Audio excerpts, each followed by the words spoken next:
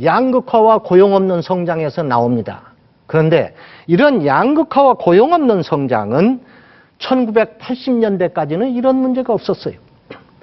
구체적인 숫자를 말씀드리면 1980년대에는 경제 성장도 평균 7% 했고,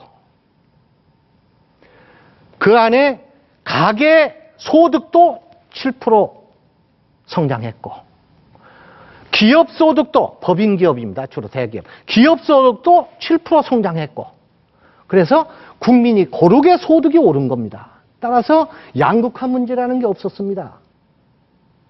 그런데 1990년대부터 이것이 틈이 벌어지기 시작해서 2000년대 와서는, 특히 IMF 외환위기 이후에 2000년대 와서는 특히 신자유주의가 본격적으로 세계를 뒤덮기 시작하면서부터 완전히 이 균형이 틀어져서 양극화와 빈곤화 현상이 일어나고 경제는 성장하는데 국민 생활은 더 어려워지는 이런 현상이 나타나기 시작한 것입니다. 그러면 왜 이런 현상이 나타나는가? 어디서 나타나는가? 그 원인은 어제 제가 여러분께 말씀드린 데서부터 찾을 수 있습니다. 어제 저는 여러분께 1990년대부터 세계에 두 가지 큰 변화가 생겼다고 했습니다. 하나는 신자유주의 질서가 세계를 지배하기 시작했다는 것이고, 또 하나는 중국 경제가 산업화해서 들고 일어났다는 것을 이야기했습니다. 바로 이것이 근본 원인의 시초입니다. 신자유주의는 여러분들 아시다시피 승자 독식입니다. 승자 독식이. 가령 돼지를 100마리를 기르는데 돼지를 전부 칸막이로 해서 각자에게 주인이 밥을 주면은 고루고루 먹을 겁니다. 그래 균형 급식이 되는 겁니다. 그런데 완전히 신자유주의적으로 문호를 터서 너 마음대로 와서 경쟁해서 먹어라. 그래서 한 군데서 밥을 준다고 합시다. 어떻게 되겠습니까? 누가 다 독차지하겠습니까? 힘이 제일 센 돼지가 혼자서 다 독식을 하고 배가 터지도록 먹고 그 이상 못 먹게 되면 옆에 가서 자는 동안에 나머지가 먹고 그 다음 나머지가 먹고, 그리고 힘이 없는 돼지는 밥을 못 먹게 될 겁니다. 이것이 신자유주의입니다. 그래서 이렇게 되면은 경쟁력이 강한 대기업은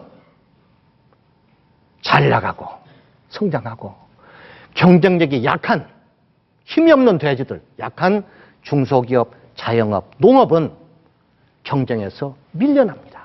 그게 퇴출됩니다. 도산합니다. 붕괴합니다. 그런데 여러분들, 경쟁력이 없는 중소기업이 우리나라 고용의 88%를 차지하고 있습니다. 우리나라 자영업자는 우리나라 고용의 34%를 차지하고 있습니다. 다시 말하면 국민 생활을 책임지고 있는 것은 대기업, 고용을 책임지고 있는 대기업이 아니라 중소기업과 자영업이에요. 근데 이쪽이 무너지니까 무엇이 나옵니까? 고용 없는 성장이라는 것이 나옵니다. 그전엔 듣지도 못한 이야기예요. 또 하나, 중국도 마찬가지입니다. 중국이 일어나서 세계 경제 기관차 역할을 했다고 했습니다. 그 덕택으로 세계 경제가 호황을 20년 동안 누렸고, 한국도 그것 때문에 고도 성장을 지금까지 누렸지만, 그 그늘 속에는, 그 밑바닥에는 바로 이 문제가 도사리고 있었습니다. 중국이 나타나서, 중국은 여러분 아시다시피 대규모의 저임 노동력을 가지고 있고 방대한 시장을 가지고 있습니다. 이러한 중국은 세계 대기업, 우리나라 대기업에는 좋은 기회를 제공합니다. 그래서 급속한 성장의 추진력이 됩니다. 그러나 중소기업, 자영업, 농업은 뻔하잖아요. 중국에서 고사리 들어오면 고사리 꺾는 일감이 없어집니까? 남습니까? 중국에서 한국에서 장갑 만들고 모자 만드는 산업이 살아납니까? 죽습니까? 지금 온갖 물건이 거의 심지어 골프채까지 아까 말씀드린 대로 노트북까지 전부 중국에서 나오지 않습니까? 세계를 다 덮고 있지 않습니까? 덮으면서 뭘 하느냐? 이걸